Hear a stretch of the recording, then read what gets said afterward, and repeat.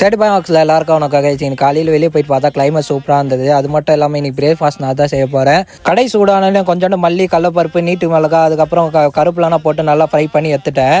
வெளியே போயிட்டு பார்த்தா கரண் என்னடா இவ்வளோ சீரியஸாக டிவி பார்த்துட்டு இருக்கான்னு பார்த்ததுக்கு என் வீடியோ தான் வந்து யூடியூப்பில் போட்டு பார்த்துருந்தான். ஸோ அதுக்கப்புறம் பார்த்தீங்கன்னா நம்ம ரெடி பண்ண மசாலா வந்து நல்லா ஃபைன் பேஸ்ட்டாக அரைச்சாச்சு. நான் என்ன செய்ய போகிறேன்னு உங்களுக்கு நல்லாவே தெரிஞ்சிருக்கும். உங்கள் ஸ்டைலில் நான் கருப்புல ரைஸ் தான் செய்ய போகிறேன். எண்ணெய் சூடான கடலப்பருப்பு, உளுத்தம் பருப்பு, அதுக்கப்புறம் கருப்புலாம் போட்டு நல்லா தாளிச்சாச்சு.